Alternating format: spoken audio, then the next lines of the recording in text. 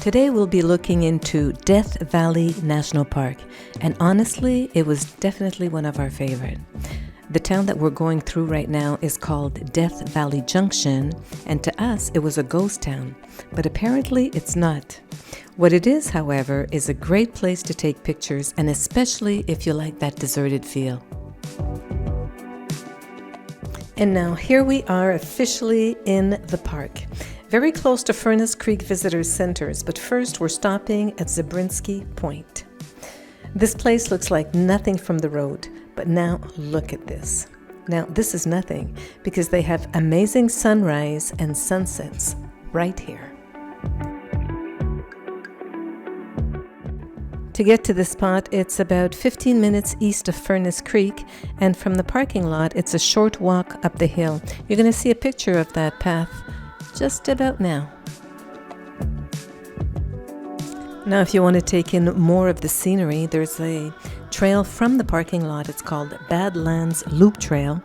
It's about 2.5 miles and a 300 feet elevation gain. It should take you about an hour and 15 minutes to do.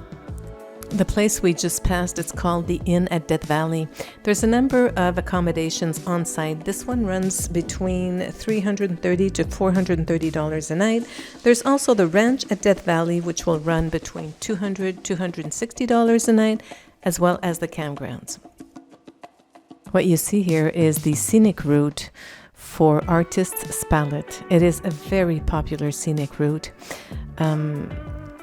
The multitude of colors you're going to see is just breathtaking, and the route is very, very nice. We felt like we were in this Death Valley roller coaster. Now, this video will not give it justice because you cannot see all the colors, but it's very popular for an excellent reason. It is absolutely beautiful. There's a couple of trails that you can take if you want to get up close and personal with them.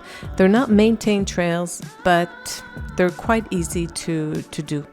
So you might want to check this out if you feel like doing a little bit of exercising and just diving into this area. We're just entering Furnace Creek Campground.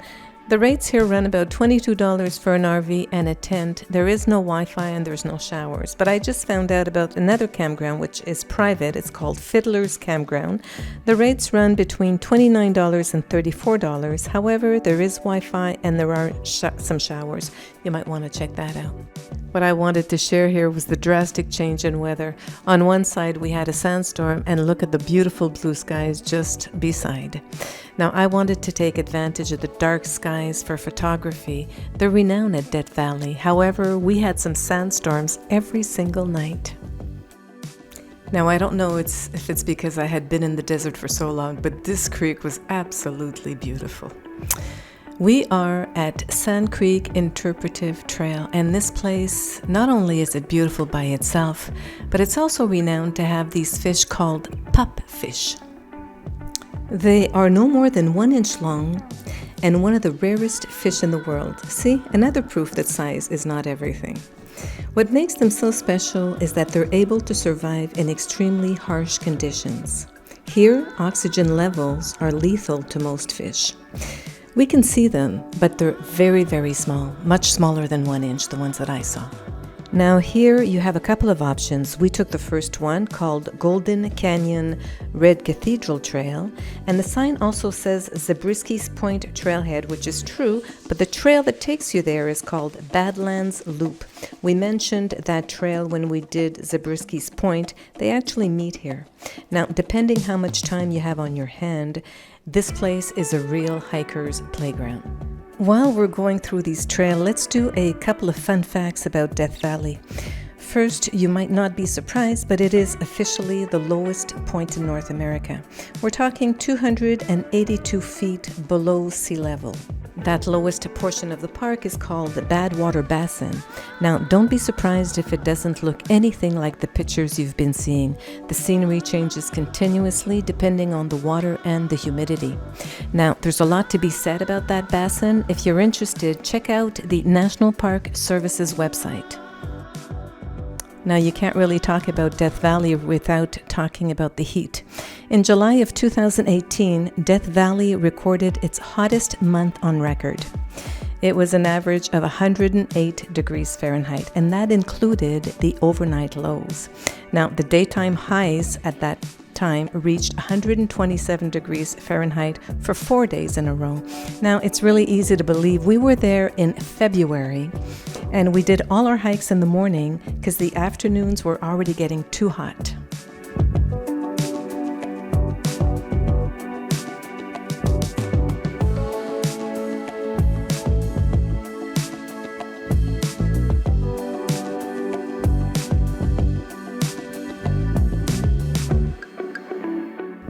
There are a lot more places to discover, but they do require a 4x4.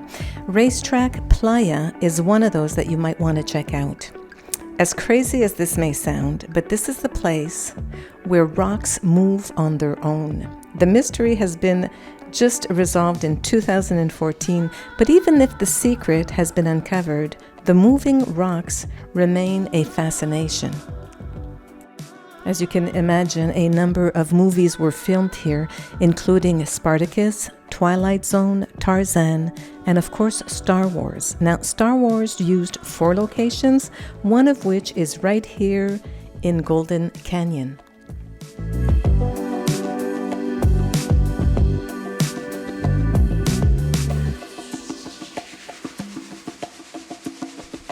We're not quite done yet. This one is called Natural Bridge, and it's right before Badwater Basin. Now, it's a short 2-mile round trip, and it's very popular. And it's really just cool to walk in and out under that bridge. And it's also a great place for those interested in learning about the geological history of Death Valley. Now, I didn't talk about it earlier, but there's a number of Rangers Walk that are offered. You'll see them posted at the Furnace Creek Visitor Centers. They offer them between December and March. Natural Bridge is not one of them, but they do include Badwater, Harmony Borax. You're going to see pictures of that one a little later. We saw Golden Canyon, the Dunes. You're going to see a picture of that one as well. And there's a talk about the night skies. If you can't join a group, do a search for self-guided tours, Death Valley. You will find a couple, including one directly on the National Park Services app.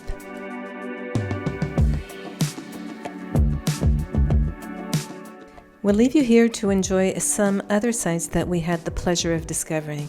And this is Dante's View at sunrise. Yes, you do have to wake up quite early, but it's definitely worth it. It is a landscape photographer's dream, of course, and I could have easily stayed another week. Now, even though I wasn't able to do any night sky photography because of the sandstorms that we had every night, it was nonetheless a wonderful trip, and I hope you enjoyed it.